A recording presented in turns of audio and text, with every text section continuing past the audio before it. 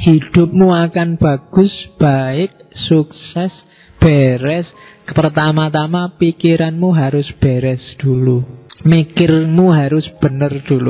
Karena kata-kata dan perilaku itu buahnya pikiran.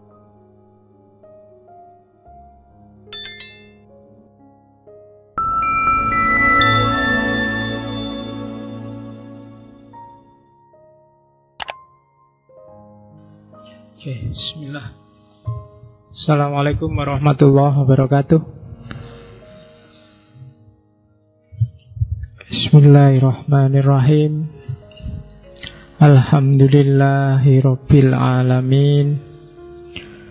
Wassalatu wassalamu ala ashrafil anbiya'i wal mursalin, Sayyidina wa maulana Muhammadin wa ala alihi wa ashabihi ajma'in. Amma ba'du. Bismillah, mari kita lanjutkan ngaji filsafat kita. Mulai malam ini kita nyampe ke sesi apa ya jenenge? Yes, sebut aja manusia-manusia langit. Ya wis. Manusia-manusia langitan. Bulan ini aja, Januari. Nanti season kedua kapan-kapan kita lanjutkan. Karena banyak manusia-manusia langit itu. Kan di banyak tradisi, termasuk di Al-Quran, kan ada isyarat bahwa setiap sekian periode waktu tertentu, ketika manusia sudah tidak karu-karuan, Allah akan mengutus wakilnya untuk membereskan urusan di muka bumi. Meskipun kita meyakini bahwa Nabi tidak ada, tapi kan di kita tetap ada yang namanya mujaddid, pembaharu, ulama yang membereskan masalah. Di setiap milenium tertentu kan ada beberapa ayat mengisyaratkan itu, beberapa agama juga ngomong itu. Dan beberapa kitab menyebut bahwa jumlahnya Nabi itu sekitar 124.000.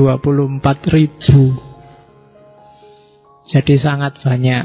Kita hanya kenal 25. Jadi tidak ada 0,0 sekiannya. Dari 140.000 kita hanya kenal 25. Dan sangat mungkin nanti banyak sekali tokoh-tokoh mati. Ya, ini komputernya sangat baru. Jadi saya yakin nanti banyak sekali tokoh-tokoh yang selama ini kita anggap tokoh paganisme, tokoh musyrik, tokoh sesat dalam sejarah, mungkin saja, mungkin loh ya, 1-2 di antaranya ada yang sebenarnya dia nabinya Allah. Ya karena kita tidak tahu definitifnya seperti apa, ya satu-satunya jalan adalah jangan gampang memurtadkan, mengkafirkan, menyalah-nyalahkan karena sopo ngerti, kan gitu. Kasus nabi-nabi itu biasanya standar. Ketika nabinya datang itu beres, tapi begitu nabinya pergi terjadi penyelewengan-penyelewengan, deviasi-deviasi. Kalau penyelewengannya sudah parah, terus biasanya Allah ngutus nabi selanjutnya. Yang kita kenal 25 itu hampir semuanya dari, kita sekarang menyebutnya Timur Tengah. Padahal sangat mungkin loh nanti ada nabi dari Eropa, mungkin dari Amerika. Kalau Amerika zaman dulu ya mungkin nabi-nabi yang Indian, nabi-nabi yang aborigin di Australia, atau nabi-nabi Jawa kuno mungkin ada lah. Wong jumlahnya 124.000, kan itu banyak manusia-manusia pilihannya. Jadi malam ini kita mulai, kita ambil 4 tokoh-tokoh langit. Yang pertama, hari ini kita ngomong Zoroaster, Zarathustra. Minggu depan kita ngomong Isa. Karena Isa ini penting, tapi gara-gara kamu sebut dia sebagai Tuhannya orang Kristen, kebanyakan kita gelap sama sekali terhadap tuntunan-tuntunan, ajaran-ajaran yang mungkin sebenarnya penting, banyak hikmah di sana. Cuma keburu kamu anggap dia Kristen, padahal Kristen itu munculnya jauh sekali setelah Isa. Tapi bagi kamu kan Yesus itu Kristen, padahal agama Kristen datangnya sangat belakangan. Kita akan belajar Isa minggu depan, yang mempengaruhi banyak sufi-sufi Persia. Kemudian minggu selanjutnya kita ke India. Sebenarnya ada dua pilihan. Ya pinjem tokoh-tokohnya Walmiki, bisa Rama, bisa Krishna. Cuma saya lebih suka ngambil Krishna, menyesuaikan dengan kondisi saat ini. Karena kalau Rama itu kan musuhnya jelas, angkara murka, memang nabrak tatanan. Tapi kalau Krishna itu musuhnya pinjem tatanan untuk bikin kerusakan. Dan hari ini banyak model kayak gitu. Jadi dengan alasan aturan tapi bikin rusak. Nah itu Krishna. Beda sama Rama. Kalau Rama ketemu Dasamuka, Rahwana, itu kan memang dia tokoh perusak. Sehingga kalau Rama itu orangnya santun, tertib, ikut aturan. Kebalikannya Krishna. Kalau Krishna ini rodok cengengesan, agak trik, agak politik. Tapi untuk ngelawan yang orang main politik untuk kepentingannya sendiri. Maka kita ambil itu. Sama-sama manusia langit dalam tanda petik. Dan yang terakhir kita ambil tokoh yang seolah-olah fiktif, tapi beberapa kalangan menyebut tidak. Ya nanti kita bahas sejauh mana dia fiktif atau tidak. Semar di Jawa. Ya. Ya kita lihat aja, besok kita jajaki ada apa di Semar. Jadi 1 bulan ini kita coba ketemu tokoh-tokoh penting. Ya tentunya kita nggak bisa akses langsung ajaran orang-orang itu, tapi indikasi ke sana kita ambil dari warisan-warisan tertulisnya. Kalau malam ini Zarathustra, referensi saya tidak bisa ke langsung Avesta. Avesta itu kitab sucinya orang Zoroaster. Seandainya ada juga saya tidak akan paham. Wong bahasanya bahasa Persia. Jadi tak ambil dari yang pertama, Sufi besar Persia, Abul Hakim Firdausi, yang nulis Shahnameh. Dan yang kedua tak ambil dari India. Ada seorang intelektual namanya B.S. Murty. Orang ini meneliti ajaran-ajarannya Zarathustra selama 47 tahun. Dan bukunya diterbitkan tahun 81. Judulnya persis bukunya Nietzsche, Thus Sprach Zarathustra. Thus Spake Zarathustra kalau pakai bahasa Inggris. Jadi judulnya sama, cuma kalau Nietzsche bukunya itu fiksi, imajinasi. Kalau B.S. Surti ini langsung dari Avesta. Dia menjelajahi ajaran-ajarannya. Dan nanti malam ini kita agak masuk ke sana, agak masuk ke ajarannya, bukan teologinya ya. Saya nggak akan ngomong ada berapa sekte Zarathustra, kemudian cara ibadahnya, ritualnya gimana. Yang paling terkenal dari Zoroaster itu kan ibadah, cara dia menguburkan mayat. Kalau bagi orang Zoroaster lama, kalau sekarang sudah mulai dikubur di bumi. Kalau zaman dulu nggak boleh. Orang mati itu dibakar, dikubur, atau yang sejenis itu. Kalau dikubur mengotori bumi, kalau dibakar mengotori api. Jadi dibikinkan semacam tempat kayak panggung itu tinggi, terus mayatnya ditaruh di atas itu.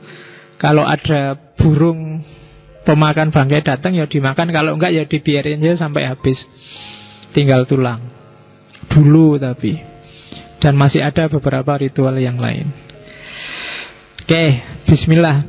Saya hampir setengah yakin kalian masih asing dengan orang ini. Hampir setengah lagi. Jadi saya harus pelan-pelan ngomongnya. Kamu ngerti ini pokoknya penyembah api gitu aja biasanya. Padahal jangan salah, Zoroaster itu di banyak referensi disebut dialah monoteis pertama. Jadi agama yang punya satu Tuhan satu-satunya pertama itu Zoroastrian. Oke. Ya lahirnya di Persia. Rasnya ras Arya.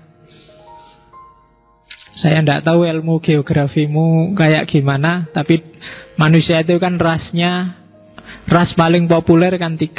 Ada Mongoloid, ada Kaukasoid, yang ketiga Negroid.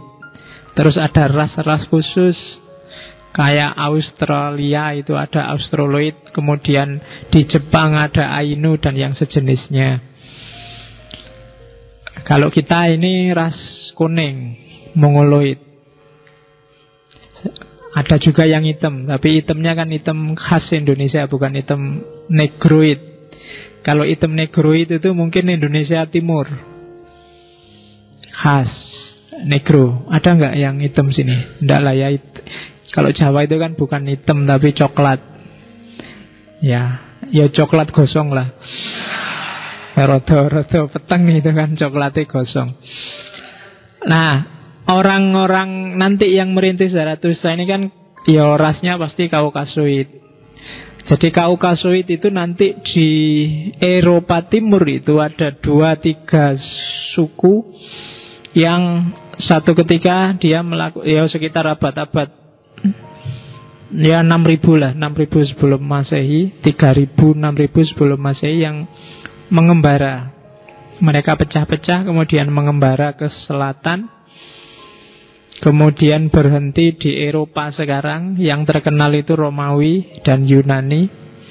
Nanti beberapa di antaranya ada tinggal di pegunungan, namanya Pegunungan Kaukakus. Itu nanti yang sehingga mereka disebut ras Kaukasoid. Nah, yang tinggal di atas gunung ini menyebut diri mereka orang-orang yang tinggal di tempat yang tinggi. Kemudian diringkas jadi orang-orang yang tinggi. Orang-orang yang tinggi kalau pakai bahasa mereka namanya Aryan. Itu nanti sehingga mereka disebut ras Arya. Nanti kelompok ini nanti jalan lagi ke selatan, nyampe lah ke Persia. Persia itu tidak cuma Iran, termasuk Afghanistan dan sekitarnya. Kemudian beberapa melanjutkan sampai ke India bagian utara. Disitulah nanti lahir sekitar abad-abad 600 sebelum Masehi, satu zaman dengan era lahirnya filsafat di Yunani. Zaman Pitagoras dan kawan-kawan lahirlah Zarathustra. Dan menurut sejarah Zarathustra ini adalah gurunya Pitagoras. Yang Pitagoras ini nanti membuka cabang mistik versi Yunani yang melahirkan aliran namanya Hermetisme. Yang cabang rasionalnya itu kan nanti jadi hermeneutik. Itu inspirasi dewanya sama Hermes. Jadi itu dia orang besar, ya terkenal lah. Puncak ajarannya nanti ketika ada, jadi Iran itu kan nanti ada 3 dinasti besar sebelum Islam datang. Achaemenian, kemudian Parsian, dan yang ketiga Sasanian. Nah ini hidupnya di dinasti Achaemenian yang awal. Rajanya yang paling terkenal namanya Cyrus kedua, yang terkenal adil, terkenal bijaksana, dan menguasai hampir setengahnya dunia. Seluruh Asia dikuasai, kemudian Eropa sebagian dikuasai. Namanya Cyrus kedua, dikenal adil, dan bagi banyak mufassir sebenarnya Iskandar Zulkarnain yang menutup, yang bikin tembok menghalangi Ya'juj dan Ma'juj itu sebenarnya bukan Alexander the Great Eropa itu, tapi Cyrus kedua ini. Dan Cyrus kedua ini punya jasa besar terhadap orang-orang Yahudi. Jadi orang Yahudi itu kan, iki paling dongeng dok isine ya, ndak apa-apa lah kalian rodong ndak ngerti sejarah, ndak apa-apa. Orang Yahudi itu kan puncaknya zaman Nabi Sulaiman, yang nanti dikenal dengan Solomon Temple, kemudian Masjidil Aqsa dan lain-lain. Pada sekitar tahun-tahun 700-an sebelum Masehi, tahun-tahun itu dia kan setelah meninggalnya Nabi Sulaiman, Yahudi itu kan pecah jadi dua. 12 suku anak-anaknya Nabi Yakub itu kan pecah jadi dua suku besar. Yang utara 10 suku itu Israel, kemudian yang selatan suku Yudea hanya 2 suku. Tapi dua-duanya nanti habis. Yang suku Israel digempur oleh dinasti Assyria, Raja Assyria zaman itu. Sementara yang Yudea dihabiskan oleh Nebukadnezar dari Babilonia. Semuanya dijadikan budak, tidak ada yang selamat satupun. Terus datanglah Cyrus II ini membebaskan mereka, dan Cyrus II ini bisa menaklukkan Babilonia dan menyelamatkan orang-orang Yahudi. Mereka dikembalikan, diperbolehkan membangun lagi kuil Solomon, dikembalikan lagi ke tanah tumpah darahnya. Jadi jasanya besar. Dan inilah nanti mungkin ada banyak sekali ajaran-ajarannya Zoroaster, Zarathustra yang masuk. Entah itu sengaja apa enggak, atau hanya mirip saja, tapi isinya meh podo sama ajaran 3 monoteisme besar hari ini: Yahudi, Nasrani, dan Islam. Nanti ajaran-ajarannya mirip. Termasuk yang saya ingat, setan. Setan itu istilah dari bahasa Persia dulunya. Sebelumnya orang Yahudi tidak mengenal istilah setan. Kalau menyebut kejahatan, kejelekan biasanya pakai istilah ular. Tapi setelah kenal dengan Zoroaster, kenal istilah setan. Termasuk paradise. Itu sebenarnya istilah dari bahasa Persia juga, nanti jadi bahasa Inggris jadi paradise, masuk ke Arab jadi Firdaus. Ya kan? Surga.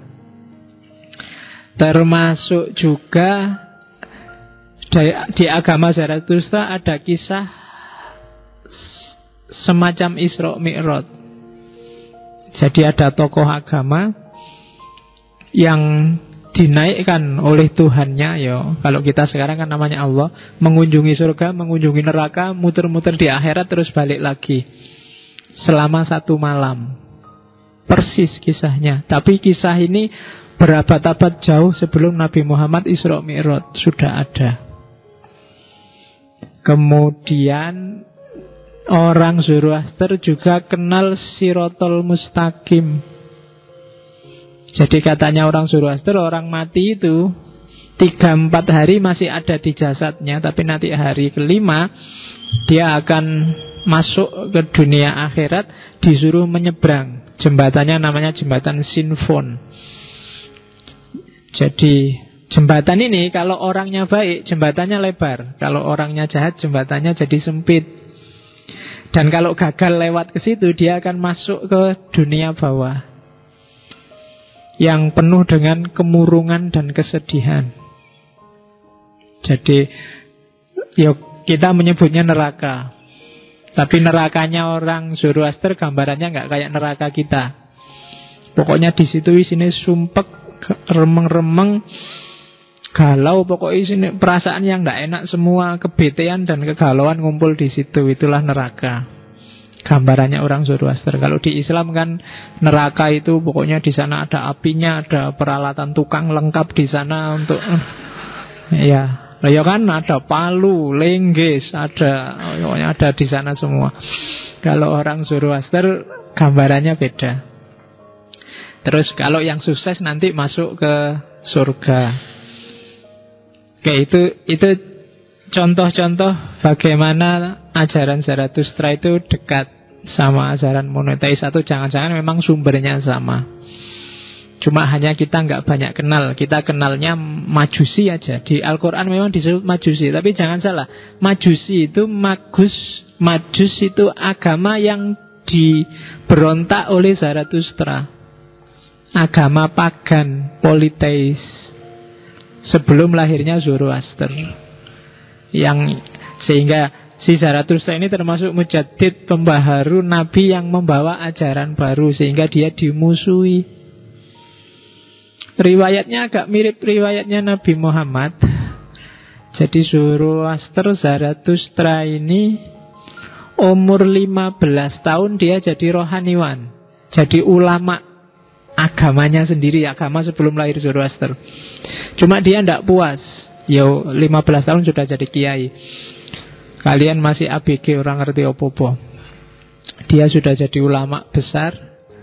Umur 20 tahun dia pamit ke orang tuanya, pingin mengembara, mencari kebenaran, karena dia nggak puas sama agamanya sendiri. Dan ini dilakukan selama 10 tahun. Sampai umur 30 baru dia dapat pencerahan. Ya, gambaran pencerahannya kalau di buku-buku dia semacam ketemu cahaya yang luar biasa, kemudian dapat banyak inspirasi. Setelah itu dia bertekad untuk mendakwahkan ajarannya. Cuma 10 tahun dia dakwah, pengikutnya hanya 1, sepupunya sendiri. Ya, 10 tahun itu, jadi sampai dia umur 40. Ya, bandingkan dengan Nabi kita Muhammad kan, di antara yang Islam awal kan juga sepupunya sendiri, Ali.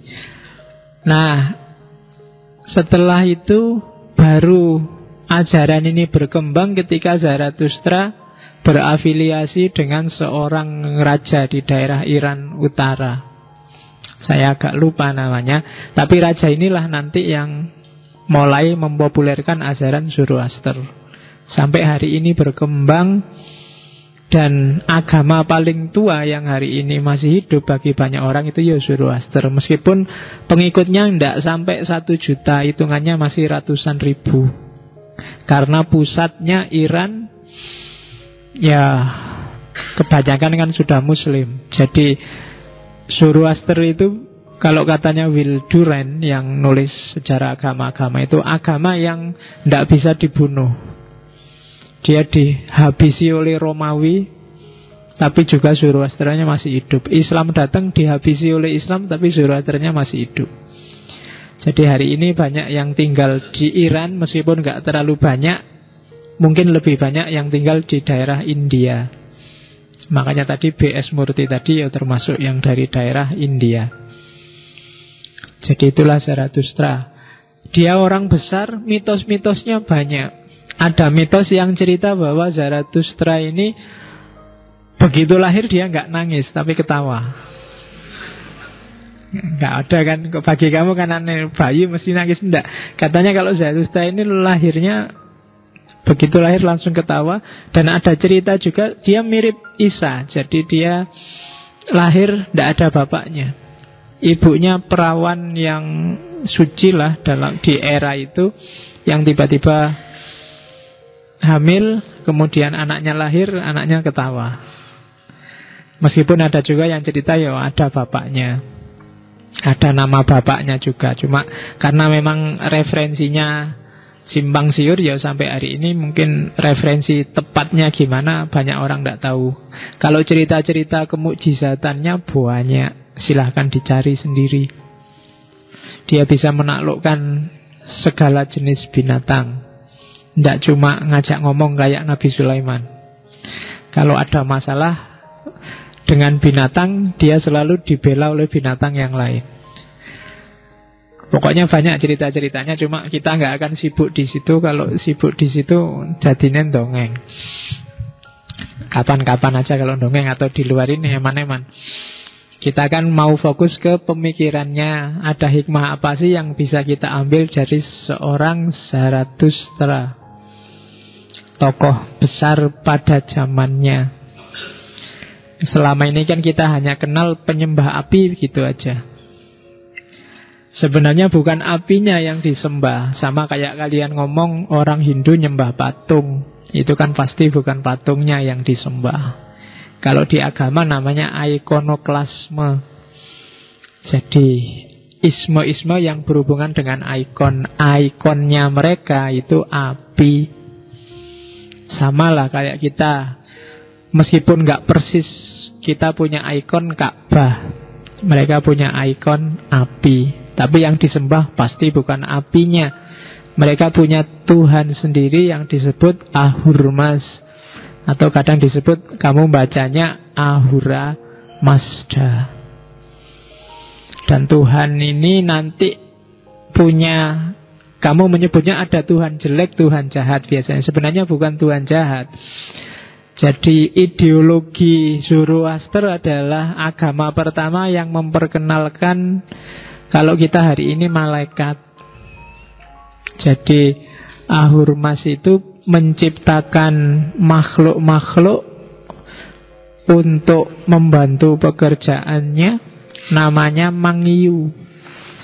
Nanti Mangyu ini ada yang jahat, namanya Angura Manyu. Yang jahat ini nanti, yang jahat ini yang berontak terhadap Ahura Mazda, berontak pada Tuhan yang maha baik. Sama kayak iblis sama setan itu loh. Aslinya dia malaikat tapi terus berontak, namanya Angura Manyu. Jenis malaikat yang jahat itu di Zoroaster disebut Devata. Devata itu nanti diserap oleh tradisi Hindu disebut dewa, termasuk masuk ke Jawa. Oke, jadi itu gambarannya. Yang jelas khazanah spiritual besar dunia harus melewati Zarathustra dan Zoroaster. Makanya harus saya selake ngomong ini sebelum nanti masuk ke India, sebelum masuk ke Jawa, ke Eropa, dan lain-lain. Oke, itu gambarnya imajinatif, tidak apa-apa ya. Kalau di internet gambarnya kamu ketemunya itu pasti. Karena memang 600 tahun sebelum Masehi ya tidak ada selfie, tidak ada foto. Jadi itu dikira-kira wae zaman itu. Ya mesti nggak jubahan sebagus itu, nggak pakai baju seindah itu, ya sesuai zaman itu. Cuma itu gambarnya sekarang. Oke, bismillah. Setengah jam lebih ya saya cerita tentang Zoroaster. Kita masuk, kita cari hikmah apa yang bisa kita ambil dari seorang Zoroaster. Saya ingin ngomong sedikit sebelum masuk ke sana. Perhatikan bahwa hampir di semua tradisi mistik agama-agama, api dan cahaya itu selalu jadi simbol ketuhanan. Tidak cuma Zoroaster. Jadi tidak luar biasa kalau mereka dalam ritualnya menggunakan media api. Jadi kalau di Hindu itu api disebut bahkan jadi dewa, namanya Yang Agni. Nabi Musa waktu dialog sama Allah, ilustrasinya ya kan Allah menampakkan diri itu api. Kemudian Isa atau Yesus juga pernah menyebut, kenalilah kerajaan Tuhan dan Tuhan dalam dirimu, dan simbolisasinya api dan cahaya. Ayat Al-Quran juga banyak yang ngomong simbolnya Allah itu cahaya. Allahu nurus samawati wal ard, itu kan cahaya. Bahkan disimbolkan semacam pelita. Masalu nurihi kamiskatin fiha misbah al-misbahu fi zujajah, dan seterusnya. Jadi api dan cahaya. Kalau di agama Hindu itu disebut pelita, cahaya ilahi. Kalau di agama Buddha disebut pencerahan, nirwana, dan seterusnya. Jadi tidak ada luar biasanya, kamu nggak harus heran kok ada yang nyembah api. Karena memang cahaya itu manifestasi visual paling dekat dengan cahaya itu api. Bahkan zaman dulu sampai karena cahaya dan api terus ketemunya matahari. Akhirnya ada banyak suku-suku tertentu yang disembah matahari. Bukan urusan kok bodoh banget ya matahari itu bisa apa, kan harusnya yang menciptakan matahari kan gitu. Tapi jalan pikirannya mereka begitu. Termasuk yang paling terkenal Ratu Saba yang disebut dalam Al-Quran itu kan Kila juga menyembah matahari. Sebenarnya fokusnya pada simbolisme api dan cahaya, termasuk beberapa agama Jepang. Jadi api dan cahaya itu membacanya simbolisme, bukan Tuhannya. Jangan disebut orang Zoroaster menyembah api, ndak. Kalau kamu sebut itu mereka marah. Sama kayak kamu dibilang orang Islam nyembah Ka'bah, kan enggak? Atau jangan-jangan kamu mau jawab iya, dimarahi orang banyak kamu. Jadi itu simbolisme. Karena mereka punya Tuhan sendiri, kita punya Allah, mereka punya Ahurmas. Oke. Secara umum ajaran-ajarannya Zoroaster yang pertama adalah kebebasan manusia untuk memilih. Bebas mikir, bebas milih. Jangan salah, ini maju sekian ribu abad. Hari ini masih banyak orang yang tidak percaya dengan kebebasan manusia. Tapi jauh sebelumnya Zoroaster sudah bilang bahwa hidup ini ada baik, ada buruk, ada gelap, ada terang, dan manusia silahkan milih. Ada kebebasan.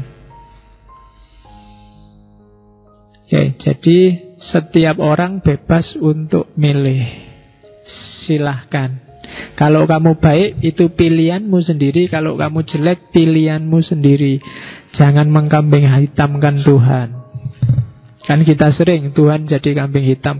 Apa-apa, ya sudah takdirnya gini Pak, sudah nasnya kayak gini Pak. Itu mengkambing hitamkan Tuhan. Bahkan katanya orang Zoroaster, enggak, kita itu bebas kok. Kenapa kok nilaimu jelek? Ya karena kamu males, kan simple. Kamu kan gak bisa. Lu males saya itu kan sudah takdirnya Allah Pak. Nggak iso ngono. Kalau ada Umar bin Khattab kamu bisa dipukuli itu.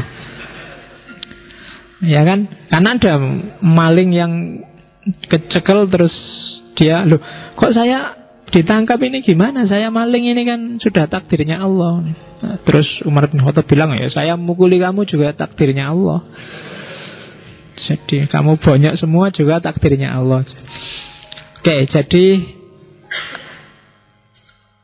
gayanya orang Majusi, orang Zoroaster nanti menginspirasi beberapa kalangan di dunia Islam belakangan melahirkan kelompok namanya Qadariyah. Makanya ada hadis yang bagi beberapa kalangan hadis do'if. Ya, meskipun itu do'if kan berarti dibikin oleh ulama tertentu pada zamannya yang bilang Al-Qadariyatu majusu hadhil ummah. Orang Qadariyah itu majusinya umat Islam. Maksudnya apa sih? Karena orang Qadariyah memfatwakan kebebasan manusia. Dan ajarannya Zoroaster itu manusia itu bebas. Mirip. Sehingga ada ulama yang bilang dan menisbatkan fatwanya itu ke Nabi. Padahal Qadariyah itu munculnya jauh setelah Nabi meninggal. Jadi secara matan kalau Nabi bilang Al-Qadariyah itu majusuatil ummah itu dipertanyakan. Tapi itu menunjukkan bahwa memang ada kemiripan antara Qadariyah sama Majusi. Terus implikasinya apa? Berarti baik buruknya manusia, sukses tidaknya manusia, itu kuncinya ada di manusia itu sendiri. Dan besok akan ada hari pembalasan. Kalau manusia milih yang baik, ya besok sukses menyeberang Sirotol Mustaqim, versinya orang Zoroaster. Kalau tidak sukses, ya kamu akan jatuh ke neraka, versinya mereka. Itu pesan yang kedua. Pesannya Zoroaster yang ketiga, ini pesan umum ya, kita belum masuk ke detail. Jadi dunia ini hakikatnya baik, maka jangan lari dari dunia, jangan menghindar dari dunia, jangan anti dunia. Dunia ini diciptakan oleh Allah. Kalau kamu benci dunia, berarti benci yang menciptakan dunia. Ya kan? Ini kadang-kadang kan kita agak kebablasan. Yuk, jangan tergoda oleh dunia, tapi jangan benci oleh dunia. Tidak tergoda itu bukan berarti terus benci. Ini yang kadang-kadang kita salah paham. Katanya orang Zoroaster, benci dengan ciptaan berarti benci dengan penciptanya. Saya benci Pak hidup dunia ini rusak semua. Loh, dunia yang ciptain siapa? Allah lah. Berarti kamu benci juga sama Allah. Tidak boleh hidup dengan menyangkal dunia. Kita harus hidup di dunia, menerima dunia sesuai keadaannya. Itulah perwujudan rasa ridho dan syukur kita pada Tuhan, versinya orang Zoroaster. Saya sebut versinya orang Zoroaster. Kalau kamu merasa cocok, ya ambillah. Kalau enggak, ya enggak apa-apa. Karena kadang-kadang kalau di tradisi studi agama ini namanya passing out. Kita keluar sebentar dari kotak kita, kita menjelajahi kotak yang lain, nanti kembali ke kotak kita lagi dengan wawasan yang lebih baru dan segar. Itu namanya passing out. Tidak apa-apa, jangan takut. Wah, nanti belajar Zoroaster saya jadinya murtad Pak, menganggap semua agama benar. Tidak akan nyampe ke sana, percayalah. Wong kamu belajar ateis Nietzsche kan nggak jadi ateis toh. Kalau urusan malas sholat ya aslinya memang ngono. Tidak ada hubungannya sama Nietzsche. Jadi hiduplah di dunia, terimalah dunia ini apa adanya, baik dan buruknya, ikhlaslah. Jangan menggugat yang bikin dunia, katanya orang Zoroaster. Terus karena tadi manusia punya kuasa, punya kebebasan, ya kalau dunianya rusak, ya harus diperbaiki. Cuma perbaikan itu tidak bisa sendiri-sendiri, harus bareng-bareng. Nggak mungkin 1-2 pencerahan itu. Kalau 1-2 efeknya ya hanya dimiliki oleh 1-2 orang, harus bareng-bareng. Sejago apapun kiai, ulama, umarok, kalau umatnya, rakyatnya tidak ikut tercerahkan, tidak ikut jago juga, tidak akan terjadi perubahan. Kamu ganti presiden setahun 3 kali, tidak akan ngubah Indonesia kalau kamunya sendiri tidak ikut bareng-bareng ngubah Indonesia. Itu ajaran-ajaran pokoknya Zoroaster. Jadi ajaran sosialnya orang harus berubah bareng-bareng ke arah yang lebih baik. Ajarannya tentang realitas, realitas itu harus diterima, jangan ditolak, jangan melarikan diri dari dunia. Ajaran utamanya tentang manusia, manusia itu bebas, milih. Jadi pesan-pesan utamanya itu Zoroastrianisme, di luar liturginya, di luar ritual-ritualnya. Oke, ini sahadatnya. Sahadatnya sangat bermoral, kaidah-kaidah moral.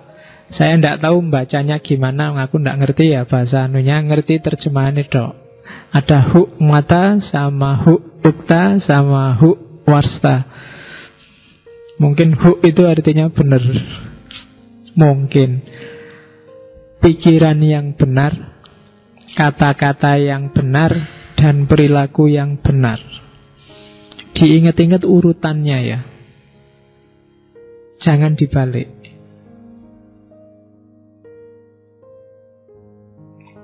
Hidupmu akan bagus, baik, sukses, beres.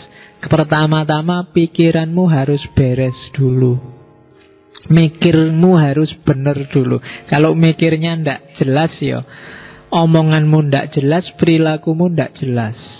Karena kata-kata dan perilaku itu buahnya pikiran. Jaga sebaik-baiknya. Jangan sampai pikiranmu itu mubadir, nyeleweng, ndak kepake, eman-eman. Itu separuhnya bekalnya wahyu dari Allah itu kan 50-50. Ada yang tertulis Al-Quran, ada yang kauniyah. Yang kauniyah itu bacanya harus pakai akal. Nabi ketika disuruh Iqra itu Al-Quran belum jadi, belum ada. Iqra pasti pakai akal, baca realitas. Jadi pikiran yang benar, hukum mata. Maka kalau ada yang tanya, apa sih gunanya kamu ngaji filsafat itu? Latihan mikir yang benar. Kelihatannya simpel, tapi kunci nyawanya hidupmu ada di pikiran. Kalau fisikmu sakit, apa aja dari fisik yang sakit tidak akan merubah statusmu dari manusia. Tapi begitu akalmu yang sakit, status kemanusiaanmu dipertanyakan. Ya kan? Jadi mikir dulu yang benar. Kalau sudah mikir yang benar, baru kamu bisa ngomong yang benar. Kalau omonganmu sudah benar, perilakumu juga harus benar. Jadi konsisten tiga-tiganya. Kata-kata benar gak ada gunanya kalau perilaku tidak benar. Kata-kata benar, pikiran gak benar, itu biasanya trik. Trik itu maksudnya ya acting. Kayak artis itu loh. Artis itu kan kelihatan bagus, mungkin kadang acting jadi wali, kadang acting jadi ulama, kadang acting jadi pejuang. Ya cuma acting. Dia cuma ngapalin skrip, menjalankan skenario-nya orang. Pikirannya nggak jalan. Tidak diawali dari pikirannya sendiri. Maka hidup jangan terlalu banyak acting. Jadi dirimu sendiri, mikir yang benar, ngomong dan berperilaku yang benar, yang otentik versimu. Wong kamu bukan apa-apa kan, tidak butuh pencitraan macam-macam. Jangan gampang terpengaruh kan. Sekarang kan banyak orang pingin dicitrakan jadi anak baik, pingin dicitrakan jadi anak gaul, pingin dicitrakan. Ketika pingin dicitrakan itu biasanya tidak otentik kamu lagi. Jadi yang otentik, mikir sendiri mana yang baik, yang pas menurut kamu.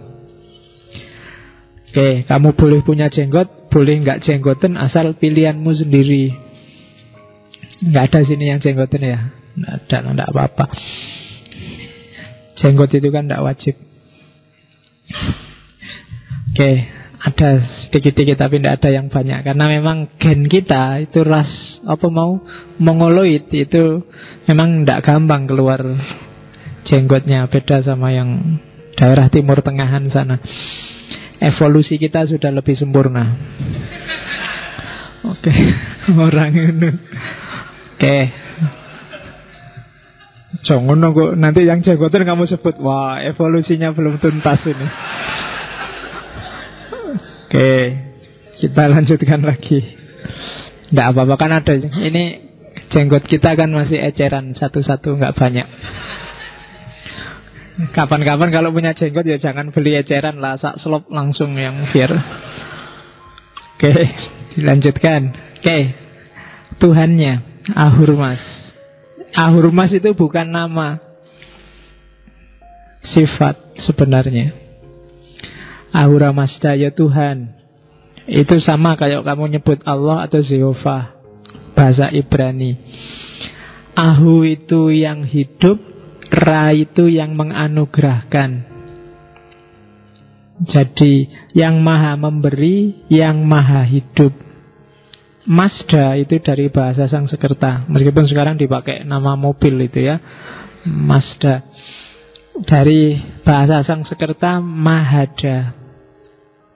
Jadi maha itu agung, da itu pemberi. Di Indonesia istilah maha kan diserap untuk semua sifat-sifat Tuhan. Maha besar, maha penyayang, maha pengasih. Ya, mahasiswa termasuk juga. Jadi maha itu agung, da itu pemberi. Jadi Ahura Mazda kalau diringkas mungkin ya dia yang maha hidup, maha pemberi. Jadi bukan nama, sebenarnya itu sifat. Jadi dan satu-satunya penguasa kehidupan, penguasa kebijaksanaan, penguasa cahaya, penguasa kebenaran. Ini potongan-potongan dari tulisannya B.S. Murty yang ngambil dari kitabnya orang Zoroaster yang saya sebut tadi, namanya Avesta. Saya lihat di internet banyak tulisan yang bilang ternyata di Zen Avesta, kitabnya orang Zoroaster, itu sudah diramalkan kedatangannya besok Nabi Muhammad. Nggak apa-apa sih. Itu saya nggak tahu orang yang ngomong kayak gini apa dia setuju dengan Zoroastrianisme atau enggak. Karena dalam diskusi yang lain dia bilang Zoroaster itu musyrik, bikinannya manusia, nyembah api. Tapi kok yo percaya kalau di kitabnya orang Zoroaster ada ramalan Nabi Muhammad. Harusnya kan ramalan itu nggak dipercaya, wong itu dari orang Zoroaster loh. Tapi kok yo seneng ada ramalan kayak gitu. Itu sebenarnya mau bilang bahwa lo mungkin yo bener Zoroaster itu, jangan-jangan mau bilang gitu. Kalau logikanya kan begitu. Kalau kamu terima bahwa ramalannya benar, besok ada Nabi Muhammad, berarti Avesta itu benar. Kalau Avesta benar, jangan-jangan orang Zoroaster benar. Kamu bilang di Injil, di Bible sudah diramalkan kedatangannya Nabi Muhammad. Loh, katanya Bible karangan, ndak asli lagi. Jangan-jangan itu palsu. Kok kamu sudah seneng kayak gitu? Kita kan sok-sok gitu kan. Ahok bilang, wah agama paling baik itu Islam loh. Kamu kan suweneng luar biasa, kamu sebarkan kemana-mana. Ya kamu kan harus ngukur itu kan. Itu ucapan itu basa-basi, atau ucapan itu serius, atau trik, atau apa, kan harus gitu. Zaman dulu nggak cuma kayak Ahok ngomong kayak gitu. Ada yang sudah masuk Islam, ikut naik haji, sampai orang-orang cium tangan semua. Dia bilang Islam itu luar biasa, bagus, indah. Namanya Senuk Horgronya. Iya kan? Tapi ya itulah kita, nggak konsisten. Pokoknya golek senengin tok, nyari enaknya sendiri, logikanya nggak dipakai. Maka yos kita pakailah logika, latihan mikir yang beres. Oke. Ahura Mazda itu senantiasa hadir, kapanpun, dimanapun. Ya, mirip kalau kata-kata Ahura Mazda di slide ini semuanya nanti kamu ganti dengan Allah, itu menurutku loh ya, yo masuk-masuk saja. Tidak perlu melanglang buana atau ke antariksa untuk mencarinya. Dengan hati yang murni dan kesucian nurani, engkau dapat menemukannya di dalam hatimu sendiri. Maka jangan heran kalau Zarathustra ini sangat berpengaruh dalam pikiran para sufi Persia nantinya. Al-Hallaj, Suhrawardi, Rumi, dan kawan-kawan. Karena memang ajarannya sangat dekat. Terus pegunungan dan samudra tidak bisa memisahkanmu dengan Ahura Mazda. Tapi pikiran yang jahat dapat memisahkanmu darinya. Pikiran yang jahat itu kebencian, niat ngerusak orang lain. ingin mencelakakan orang lain, segala pikiran yang jelek dan jahat, itu akan memisahkan kita darinya. Hati-hati dengan sekedar pikiran yang jahat. Kalau dalam dirimu kamu merasa, kan Allah bilang wa nafakhu fihi min ruhi, ruhnya Allah itu kan tidak mungkin jelek, pasti bagus, suci, baik. Yang bagus, suci, baik tidak akan bisa dicampur dengan yang jelek, yang jahat, yang kotor. Kalau kamu memasukkan yang jelek, yang jahat, yang kotor, maka yang bagus, yang jernih akan terpinggirkan. Air itu jernih, tapi begitu kamu masukkan kotoran, ya dia akan jadi kotor. Jadi hati-hati dengan pikiran yang jahat. Baru pikiran loh ya, belum perbuatan. Apalagi perbuatan. Makanya mikir nggak boleh jelek, mikir nggak boleh ngeres. Kalau gambar ngeres yang masuk ke sini, emangnya Allah mau tinggal di situ kamu jajar sama gambarnya itu? Ya kan? Kalau gambar yang nggak beres yang kamu masukkan ke sini kan nggak mau jajar sama yang itu, mesti pergi. Jadi masukkan yang baik-baik, biar kamu tidak berjarak dengannya. Nah, itu inspirasi dari Zoroaster. Terus teorinya orang Zoroaster, sewaktu adharma. Adharma itu, dharma itu kan kalau di Hindu kebajikan setiap orang. Adharma berarti kekacauan. Jadi ketika terjadi kekacauan spiritual, dunia ini kacau dan rusak, maka jangan takut. Kayak saya bilang di awal tadi, akan ada jenius yang diutus oleh Tuhan untuk menyelamatkan manusia. Mujaddid, nabi, utusan, rasul. Allah kan selalu begitu. Seandainya kita yakin nabi sudah, kenabian sudah berakhir, tapi kewalian dan mujaddid kan tidak, pembaharu kan tidak. Setiap sekian puluh tahun sekali akan datang pembaharu. Oke, itu teori selanjutnya. Teori selanjutnya tentang ketuhanan Zoroaster, Ahura Mazda menampik pengorbanan dan persembahan yang mahal. Yang diterima apa? Pengorbanan yang ikhlas dari hati nurani.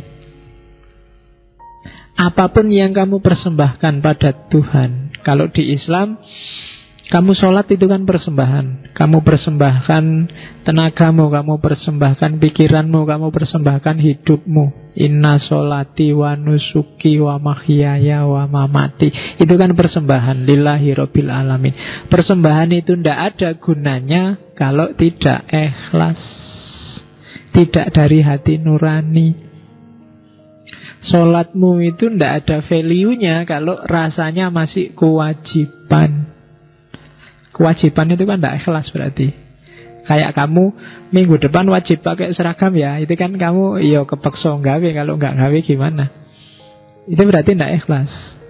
Ketika tidak ikhlas, value-nya nggak kelihatan. Pak, kenapa ada orang sholat tapi masih kurang ajar? Korupsi ini yo jalan terus, umroh juga rajin.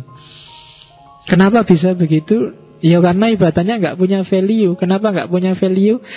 Formalitas, tidak ikhlas, kewajiban.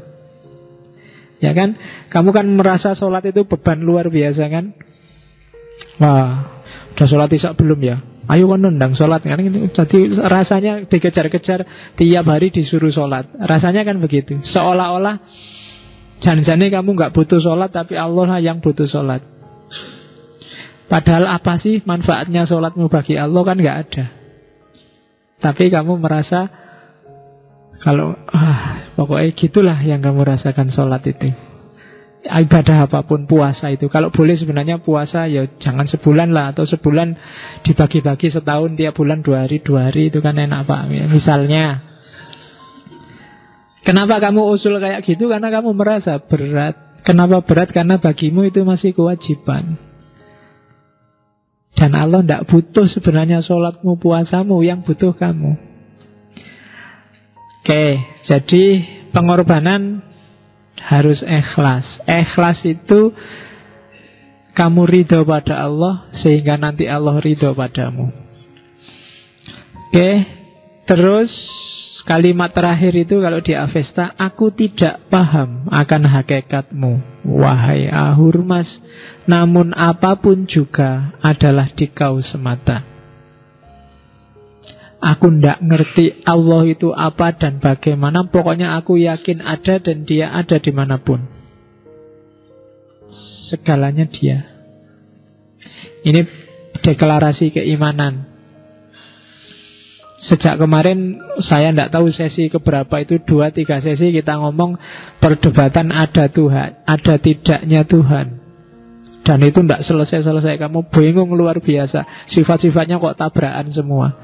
Tapi katanya Zoroaster tidak tahu Allah itu apa dan bagaimana. Pokoknya aku percaya ada. Titik. Tidak harus cerewet. Daripada capek-capek.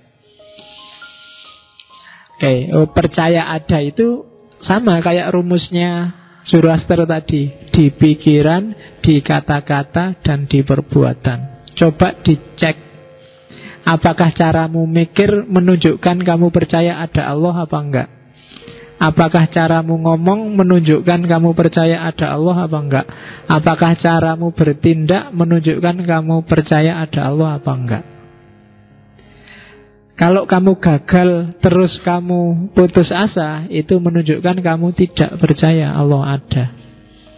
Kalau kamu jomblo terus kamu stres, itu menunjukkan kamu tidak percaya. Jangan-jangan kamu tanya, sebenarnya jodohku itu ada benar apa enggak ya? Ada enggak yang mengeluh gitu? Itu berarti kamu tidak percaya kalau Allah itu ada. Kata-kata juga begitu. Kenapa sombong itu sangat-sangat diwanti-wanti untuk diharamkan? Karena begitu kamu sombong, apakah dalam kata-kata atau perbuatan, berarti kamu tidak percaya kalau Allah itu ada. Jadi, aku tidak paham Allah itu apa dan bagaimana, tapi aku percaya bahwa Allah itu ada. Kalau orang Jawa bilangnya Gusti Allah ora sare. Oke, jadi itu kebertuhanannya Zoroaster. Terus api. Saya potong beberapa kalimat yang ada hubungannya sama api. Bagi yang belajar antropologi, api adalah titik awal ketika manusia mengenal kebudayaan. Orang mulai ngerti nyimpen makanan, masak makanan untuk banyak kepentingan, termasuk ngusir hewan, nyari kehangatan, itu ketika api dikenal. Ya nanti kapan-kapan kamu surfing, coba dibaca sejarahnya api, termasuk segala mitologi yang berhubungan dengan api. Kalau di Yunani diyakini api itu yang punya dewa petir, rajanya dewa Zeus. Sebenarnya manusia tidak boleh pakai api karena itu kunci kekuatannya dewa. Tapi kalau di Yunani terus dicuri oleh namanya Prometheus. Prometheus ini nyuri apinya Zeus, dikasihkan ke manusia, sehingga manusia bisa memanfaatkan api. Gara-gara ini nanti Prometheus dihukum oleh Zeus. Dia diikat di atas gunung, terus jantungnya setiap kali dimakan sama burung elang itu. Dimakan, jantungnya hilang, paginya muncul jantungnya lagi, dimakan lagi, muncul dimakan lagi. Dan nanti akhirnya dia diselamatkan oleh Hercules, Herakles, manusia setengah dewa. Saya tidak tahu menyelamatkannya dibantu Sina apa enggak. Yang lebih seru kalau duet berdua. Oke. Nah, orang Zoroaster melihat hal yang sama. Pancaran cahaya ilahi, simbolisasinya api. Ketika mereka menatap api, perintahnya apa? Berkontemplasilah. Tataplah api, fokuskan dirimu ke api untuk membersihkan pikiran. Jadi semacam meditasi, menenangkan pikiran. Oke, terus api naik ke atas dan mengangkat jalan pikiran ilahi. Api itu kan gerakannya ke atas, jilatannya ke atas. Dia memusnahkan semua yang dia telan, kemudian mengangkatnya ke atas. Sama kayak persembahan. Persembahan itu kan memusnahkan semua ego dan kamu persembahkan ke atas kepada Tuhan. Jadi simbolismenya semacam itu. Dosamu itu bakarlah, kekotoranmu itu bakarlah. Menghadaplah Tuhan dalam kondisi suci. Jadi simbolisasinya bunyinya semacam itu kalau di Zoroaster. Jadi jadilah seperti api. Api mensucikan apapun yang disentuhnya, namun ia sendiri tidak pernah terkotori. Tidak ada api kotor, tidak ada api tidak jernih. Api itu ya selalu kayak gitu. Yang berani mendekat dijadikan api oleh api. Kertas mendekat, dia jadi api. Copet mendekat, dipukuli sama orang terus dibakar, ya dia jadi api. Bersih jadi api. Jadi bahkan orang meninggal di banyak tradisi kan juga dibakar jadi api. Dia konsisten. Api tidak kayak air. Air itu kemasukan kotor, dia ikut jadi kotor. Tapi kalau api, dia akan tetap seperti api. Yang datang akan diolah jadi dirinya. Itu api. Maka api dijadikan simbol oleh banyak tradisi. Oke. Jadi mungkin ada yang pernah latihan meditasi. Biasanya fase-fase awal kalian disuruh konsentrasi menatap lilin. Ya kan? Saya tidak tahu mungkin kenapa kok lilin. Ya kamu tanyakan ke mastermu, gurumu, ustadzmu, ngapain kok lilin, mbok menatap TV apa menatap HP apa doae. Ngapain kok ya lilin gitu kan. Nah, coba tanya rahasianya apa. Atau kamu coba ya nanti malam, bawa lilin kecil aja, taruh di bawah, di depanmu paling jarak 30-an senti lah ya. Tapi di depanmu kasih kaca. Jadi kaca, wajahmu, terus lilinnya di tengah, sana kasih kaca. Ya perhatikan lilin. Tapi nanti kalau sudah capek, kamu lihatlah kaca. Jangan kaget kalau wajahmu berubah-ubah. Entah jadi siapa, entah kok nggak kayak aku. Coba aja. Oke, wedi nangan kamu. Coba aja, enggak apa-apa. Cobaan ya. Nanti kalau tapi wajahmu berubah-ubah biasa aja. Itu deviasi mata itu biasa. Itu nanti lama-lama akan kelihatan warna auramu.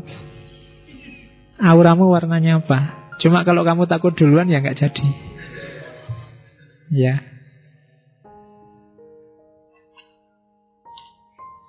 Ya aura itu menunjukkan karaktermu. Dan itu kalau auramu agak surem, remeng-remeng, ngopo ndak jelas apa saatnya harus diperjelas biar hidupmu enak. Kalau kamu sedang galau, itu auranya juga berubah. Sebenarnya setiap orang bisa merasakan. Kalau kamu ketemu temenmu nggak ngomong aja, dia sedang sedih kan kamu bisa merasakan. Oh ndak kayak biasanya ya, itu biasanya karena ada hubungannya sama aura.